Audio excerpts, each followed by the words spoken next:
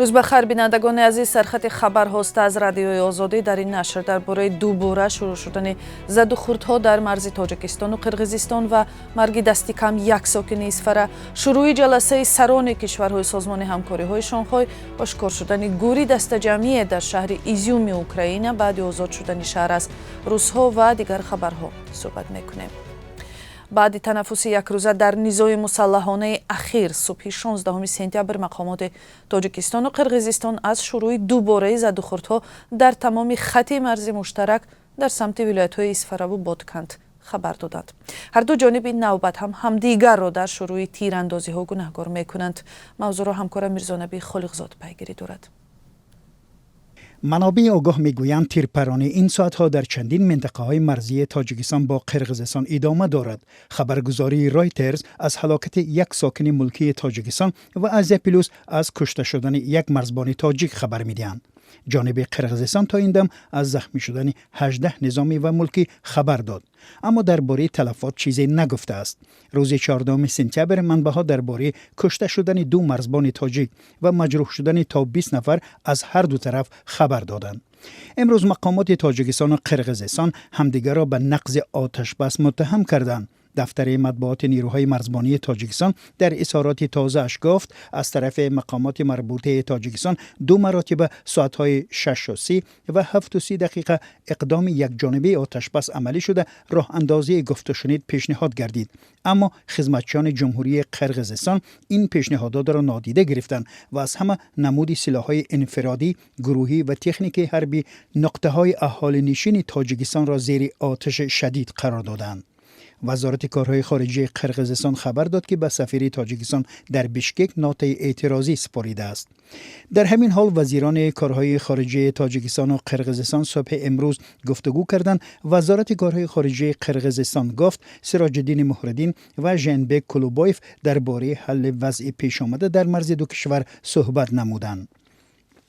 به نوشته رسانه‌های قرقیزستان، قمچیبک تاشیف رئیس کمیته دولتی امنیت ملی قرقیزستان با همتای تاجیکش سیمومین یتیموف گفتگو دارد. در همین حال پرزیدنتان تاجیکستان و قرقیزستان امامعلی رحمان و صادر جعباروف برای شرکت در جلسه سران کشورهای سازمان همکاری‌های شانگهای در شهر سمرقند قرار دارند و هیچ خبری درباره احتمال ملاقات و بررسی مناقشه در مرز دو کشور نشر نمی شود. امروز در شهر سمرقند جلسه سران کشورهای عضو سازمان همکاری‌های شانگهای رسما آغاز یافت. پیش‌بینی می شود که در انجام این جلسه اظهارات مشترک رهبران و 40 سند به امضا رسد. احتمال در این نشست همچنین عضویت کامل ایران در سازمان همکاری‌های شانگهای پذیرفته شود. صبح 16 سپتامبر پرزیدنت ازبکستان شوکت میرزیویف به خبرنگاران گفت که در ملاقات سمرقند رهبران کشورها در تخمیناً 80 چاره‌بینی اشتراک نمودند. گزارش مفصل خبرنگاران رادیوی آزادی از نشست سمرقند بعد از 3 ساعت در اخبار آزادی نشر می شود. دیروز در روز اول زیارت از سمرقند و اطلاع دفتر مطبوعات پرزیدنت تاجیکستان امامعلی رحمان با 4 رهبر کشورهای منطقه چین، پاکستان، ایران و ازبکستان دیدار و گفتگو کرده است.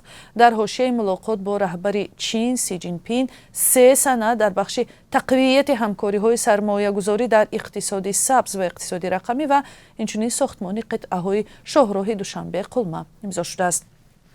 چین یکی از 3 کشور اساسی شریک تجارتی تاجیکستان بوده. 34% قرض خارجی تاجیکستان از چین می باشد. در ملاقات امامعلی رحمان با همتای ایرانیش سعید ابراهیم رئیسی صحبت اساساً از ضرورت توسعه همکاری‌های تجارتی رفته است. در سمرقند اینچنین ملاقات نخستین پرزیدنت تاجیکستان با سروزیر نو پاکستان شهباز شریف برگزار شد که در این ملاقات هم موضوع همکاری‌های اقتصادی و امنیتی برتریت داشته است و در ملاقات با شوکت میرزیویف پرزیدنت ازبکستان همکاری در ساحه‌های انرژتیکا و نقلیات از سمت‌های آینده‌دار همکاری نامیده شده به ضرورت گسترش همکاری در بخش‌های فرهنگی و گومانیتری دو کشور تاکید شده است. در شهری از دست اشغالگران روس آزاد شده ایزیوم روز 15 سپتامبر یک قبر دست جمعی ошкор шуд. Президенти Украина Владимир Зеленский ки як рӯз пешаш аз ин шаҳр дидан карда буд гуфт имрӯз 16 сентябр ҷузъиёти бештар дар ин бора фароҳам мешавад. аз ҷумла маълум хоҳад шуд ки чанд ҷасад дар ин гур ошкор шудааст. дар мулоқоти дирӯзаш бо Урсула фон дер Лейен президенти Комиссиони Аврупо президенти Украина ба зарурати идомаи фишор ба Русия ва ниёз ба дифои ҳавоӣ суҳбат кард. дар ҳамин ҳол Кохи сафед эълон кард ки кӯмаки иловагии низомӣ дар ҳаҷми $600 миллион ба Украина барои кӯмак дар муқовимат ба артиши таҷовузгари Русия фароҳам мекунад. Кохи сафед гуфт кӯмакҳо аз таҷҳизоту хадамот ва тамрини низомиён иборат хоҳад шуд. аз замони шурӯи ҷанги беасоси Русия алайҳи Украина Вашингтон ба Киев дар ҳаҷми беш аз $15 миллиард кӯмаки амниятӣ кардааст. ва ҳоло таваҷҷӯҳ кунед ба як огаҳӣ. بیننده گرامی ساعت پخش برنامه‌های تلویزیونی رادیو آزادی از روز 1 اکتبر تغییر می‌یابد. از آن روز به بعد برنامه سرخط رویدادها ساعت 16 به وقت دوشنبه و ساعت 14 به وقت مسکو آغاز می‌یابد. لطفاً یادداشت کنید و به دوستانتان هم برسانید و با رادیوی آزادی بمانید.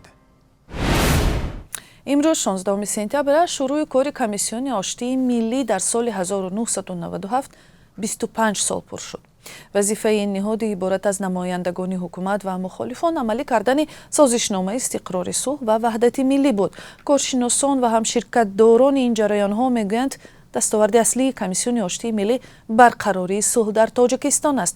аммо на ҳама бо ин андеша розӣ ҳастанд ки комиссия тавонист ба гунаи комил таъҳудоти худро иҷро кунад. яке аз шартҳои он додани 30% мансабҳои давлатӣ дар ҳукумат ба ихтиёри намояндагони мухолифон буд, вале тадриҷан ин муқаррарот ҳам аз байн рафт. дар як матлаби таҳлилии радиои озодӣ имрӯз назари коршиносону дастандаркорони ҳодисаҳои 25 соли пешро ба нақши Комиссиони оштии миллӣ бихонед. ва ҳоло таваҷҷӯҳ кунед ба қурби асъоре ки барои имрӯз 16 сентябр бонки миллӣ таъин кардааст. 1000 рубли русӣ 165 сомонию 70 дирам, $1 амрикоӣ каме арзонтар шуда 10 сомонию 23 дирам ва евро ҳам як каме поин омада 10 сомонию 22 дирам таъин шудааст.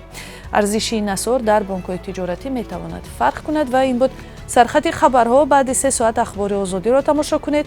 рӯзи хуб.